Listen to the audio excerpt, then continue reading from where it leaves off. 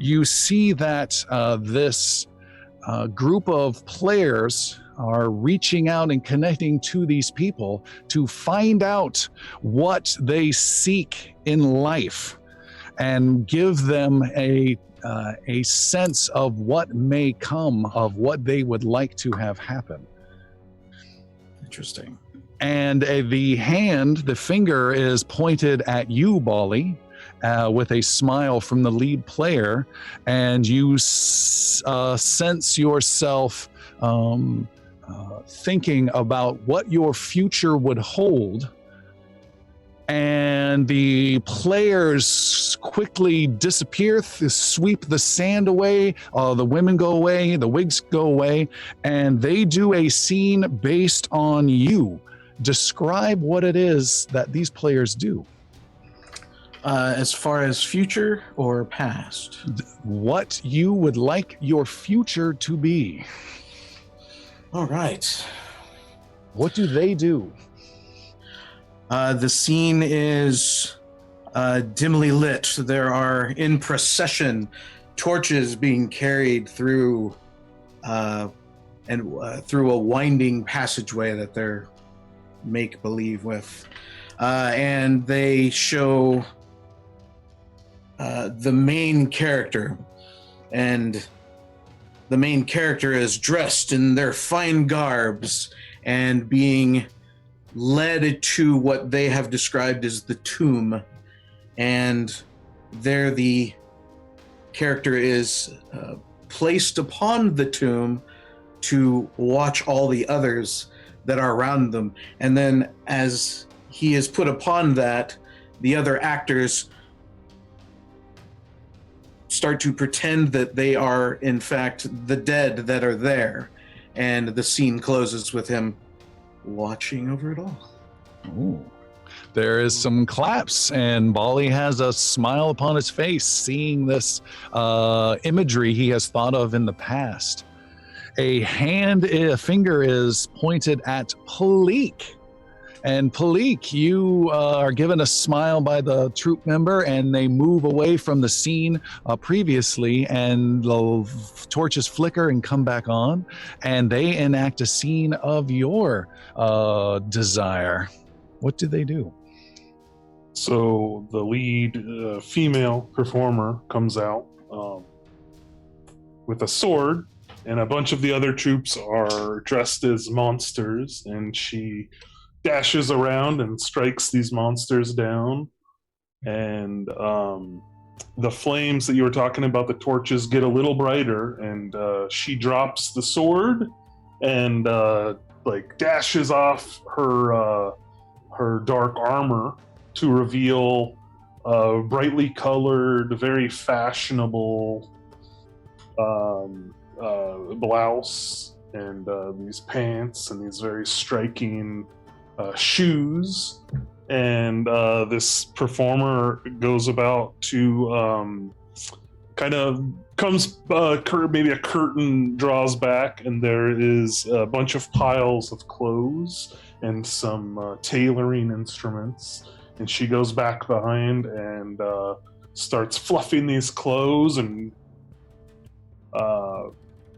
bringing them up and making altercations to them, and appears that she's in a shop that she owns, and doing a lot, fulfilling her dream of becoming a great tailor. Nice. The lights flicker down and off again. There's some applause. You notice that other members of your party are sitting down on some of the logs, and Piercy is one of those. As a finger and a smile are pointed at Piercy, the players scatter about behind the curtains, and then they come out and perform a scene based upon Piercy's desire. Stage and takes center stage and just gets down on his hands and knees back parallel to the stage floor, and then out walks a very pompous,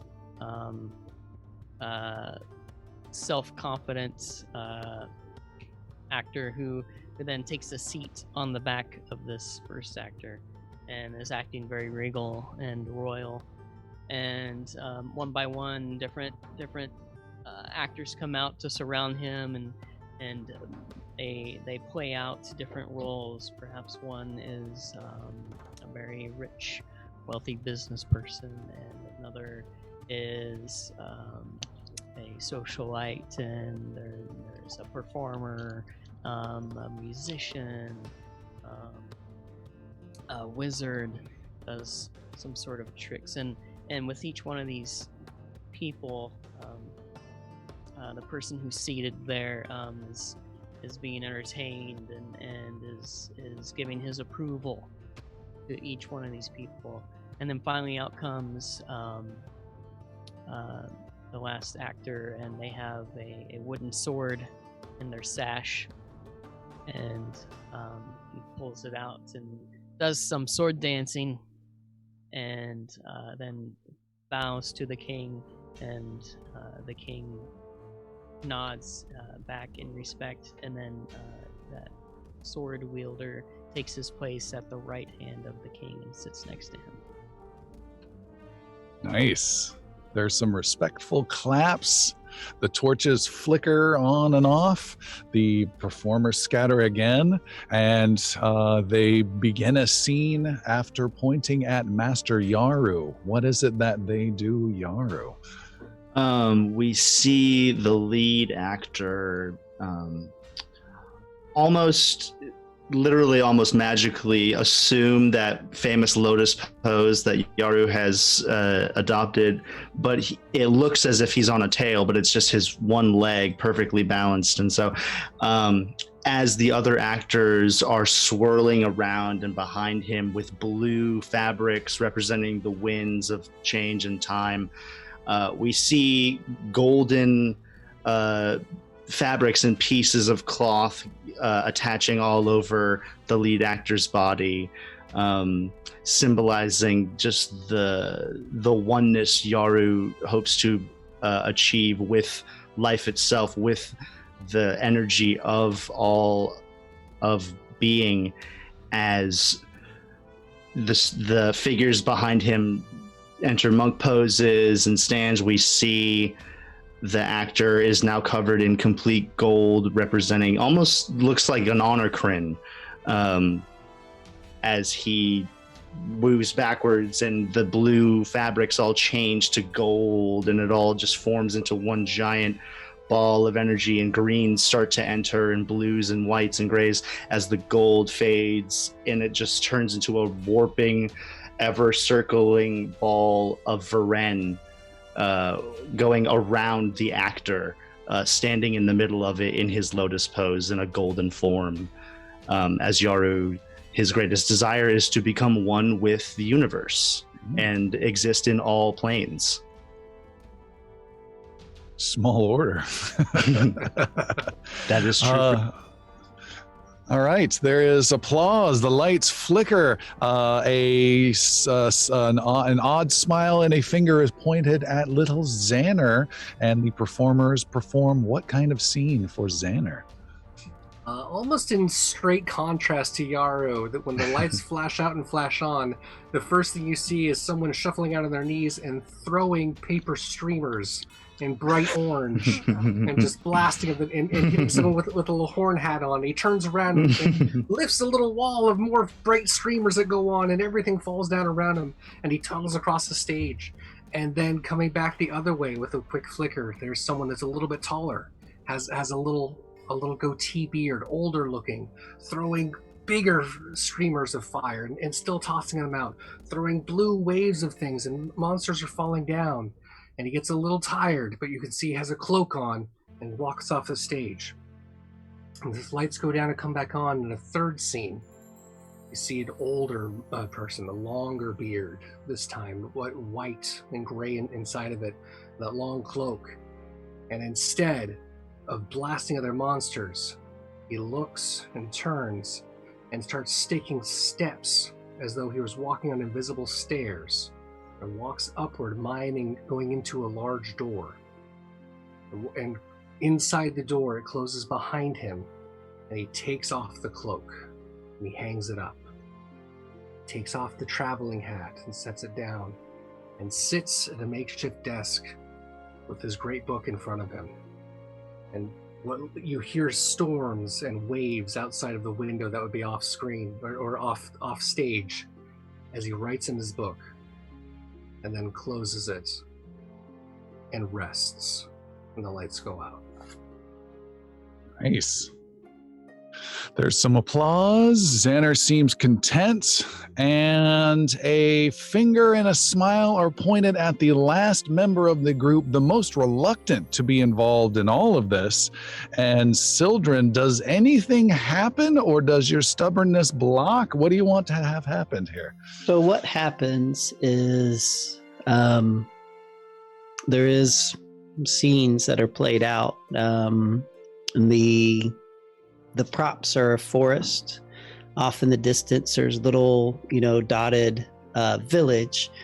Xander would be the only one to recognize that it's actually a representation of Edlin Home and or Bottom Hill Farms off in the distance. So they're in the Syrian forest.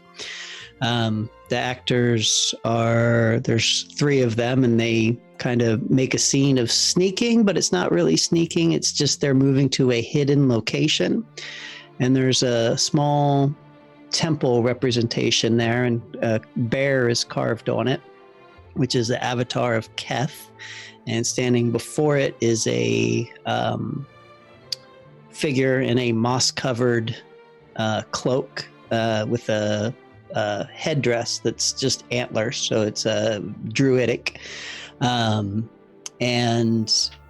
the figures will circle around the temple and perform services. And then there's another scene where there's dangers to Edlin Home and Bottom Hill, and the 3 figures that are together go out and slay and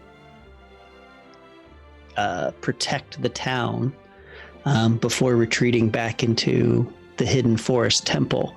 That is a temple to Keth in the open forests outside of in the Syrian forest.